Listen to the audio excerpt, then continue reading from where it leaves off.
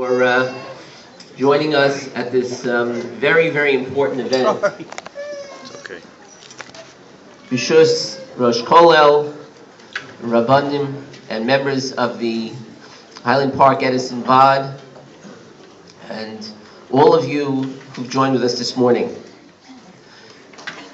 For the past 8 years, the Rutgers Jewish Experience, better known as RJX, has really turned the Rutgers campus upside down. You know, there are 6,000 Jewish students on the Rutgers campus. It's probably the second most highly concentrated campus as far as Jewish students are concerned across North America. Each year, RJX works with 300 students, 150 of whom who come to classes or learn bechavrusas with study partners each week. There are 60 who participate in the Maimonides program, which is a wonderful introduction between 6 and 8 classes and 2 to 3 Shabbatonim each semester. I'd like to just share with you some of the things that take place during the year. You know, the Sinai Learning Program, there are quite a few people sitting in this room right now who have participated either as mentors, I'll use the term mentees, people who've had an opportunity to learn bechavrusa. There's a young man who today, I believe, flew in from Eretz Yisrael. I had the good fortune of learning with him last year. About 3 weeks ago, I received an email from him one Thursday evening, and it was a Dvar Torah for that week's Parsha. It was beautiful, and I told him so.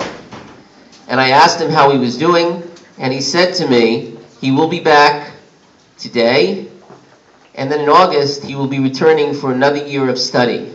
That sort of warmed, and that would be in yeshiva in Eretz Yisrael. It sort of warms my heart because I remember about 1.5 years ago, Rabbi Grossman walked over to me and told me about this young man and said, he's a wonderful fellow, he's inspired, he wants to learn, and he's even thinking of going to learn in yeshiva next year. Whatever you do, Larry, don't blow it. I also have the good fortune, I've had the good fortune this year of learning with another young man.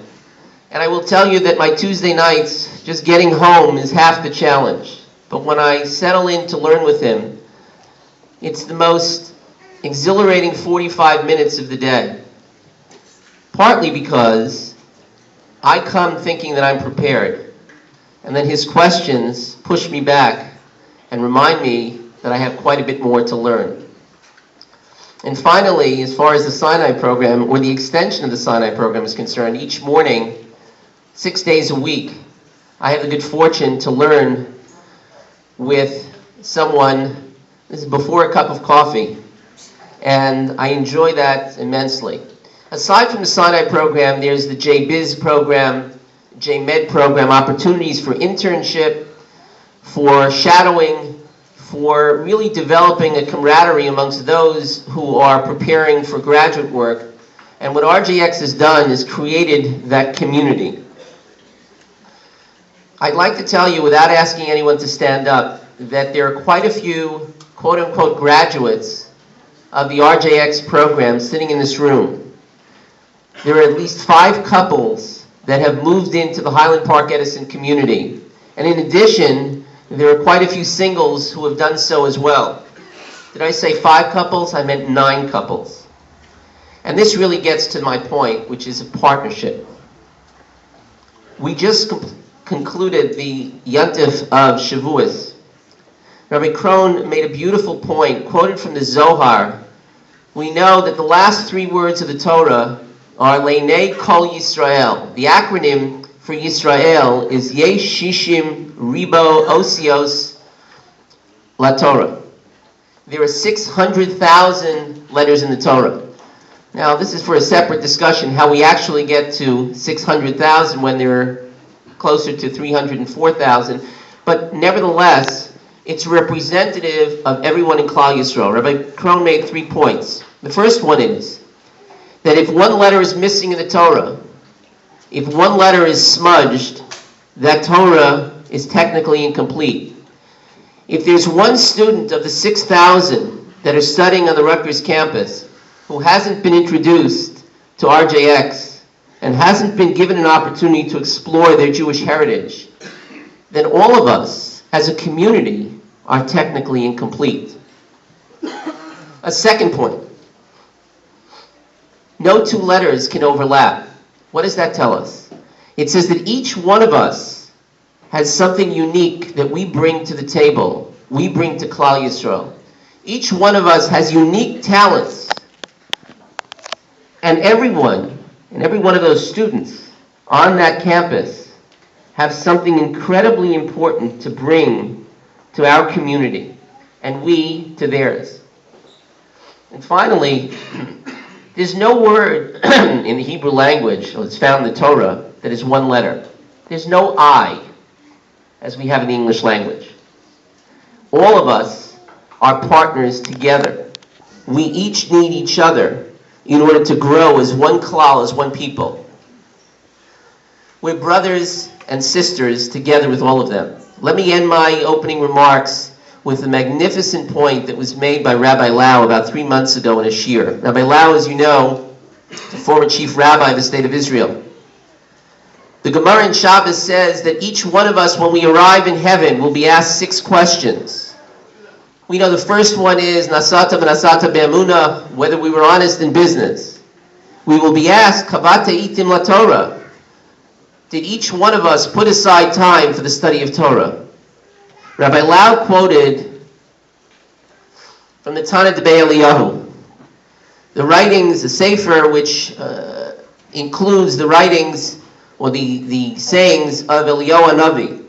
And in there, Eliyahu Hanavi said that we'll be asked the 7th question. Do you know what that 7th question is? Ma asisa shelo tishtakach Torah miYisrael. Each one of us will be asked when we arrive in heaven, what did we do to be sure that Torah will not be forgotten in the Jewish people? Some of us have been very fortunate to learn with these young men and women. Some of us have been fortunate to host these young men and women on Shabbosim and Yom Tovim. Every one of us sitting in this room has the ability to make a difference. When we arrive in heaven, we want to be able to say, we did our part to make sure that Torah would not be lost, Torah would not be forgotten. And part of that means supporting what RJX is doing. There are 3 incredible Rabbanim who make up RJX together with a dedicated staff of women. Rabbi Goldberg, Rabbi Lewis, Rabbi Grossman. I have been fortunate to work with them, to learn from them, and I would venture to say, and I don't think I'm going out on a limb, that every one of the RJX participants over the last 8 years has grown immeasurably in their interaction with each one of the staff members of RJX. We owe an incredible debt of gratitude, I think, as a community to RJX because they have inspired all of us. It's my good fortune to introduce to you Rabbi Yoshua Lewis, the director of RJX.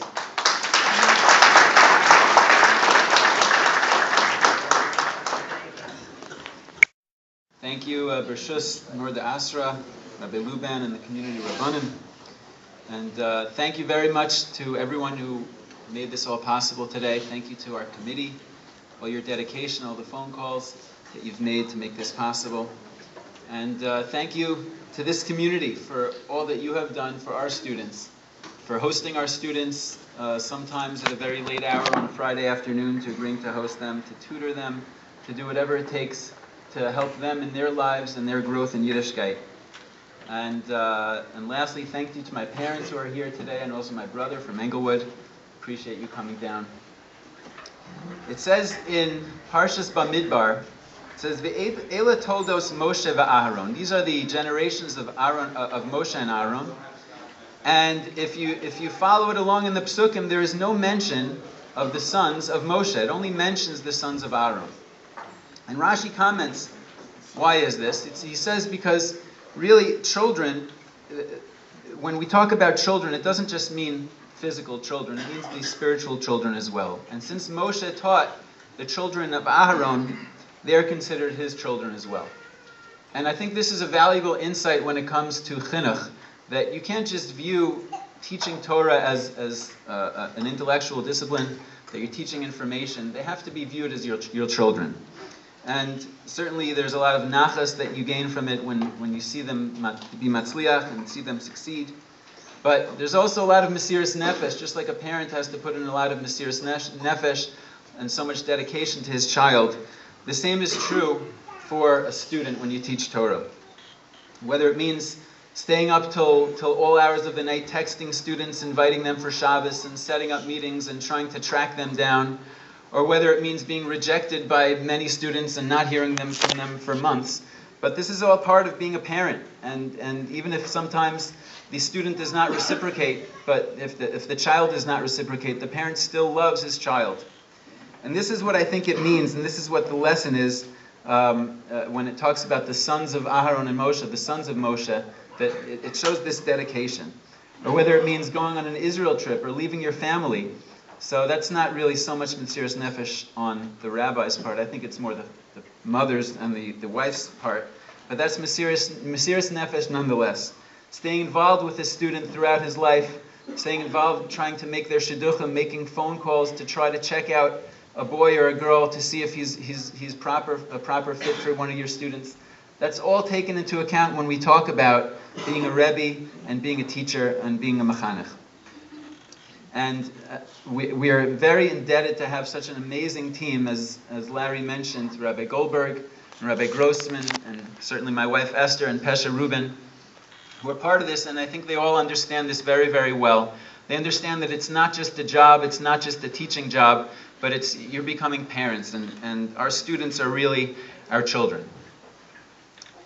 There's another pasuk when it talks about a very, very similar pasuk, a very similar lesson that is taught to us elsewhere in the Chumash when talking about chinuch.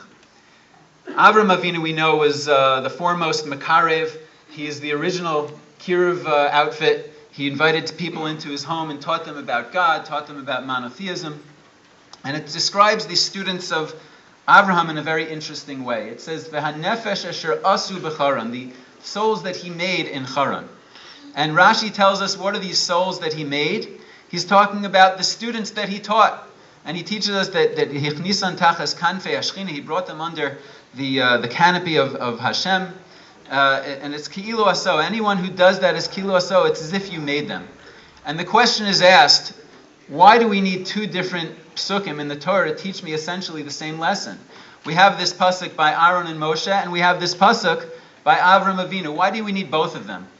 And the answer is given, I've heard, is that whether you're taking someone from point A to point B, as Avram Avinu was, teaching them the basics of Yiddishkeit, teaching them the basics of who Hashem is, or whether you're taking them from point Y to point Z, whether you're teaching the sons of Aaron HaKohen, it's all the same mitzvah of chinuch. And your job is not done until you take care of this student until the nth degree. So when we started in Rutgers, Mayor Goldberg, my partner who founded the organization, he somehow gathered together 8 students, and he just walked around campus, literally on the streets of Rutgers University, asking people if they were Jewish, seeing if they were interested in coming to a class. I think his success rate was probably like 1 out of 20, but he eventually got 8 students to come and start the first Maimonides class, the first beginning class of the Rutgers Jewish experience. From that point on, we have not stopped until our students have been taken care of to point Z. And we started the next year. Our students they wanted to continue on. They started the Sinai program with bringing in chavrusas. They needed a trip to take them out of the campus environment, and we started an Israel trip. We brought them on an Israel trip, which this year we're very proud to say is sponsored by Eddie and Sharon Lowinger, Le'ilei Nishmas Agnes and Alex Lowinger. Thank you very much to Eddie. It should be an Eloi to their neshamas. This year we started an alumni network where for the first time ever we had an alumni reunion. We had 80 students get together in New York City, students from the past 5 years who have been graduates of the Rutgers program of the Jewish Experience. They came together in an alumni network, and we're going to have, it's a student-led initiative, and we're going to have our first Shabbaton, Amir Tashem, this coming June.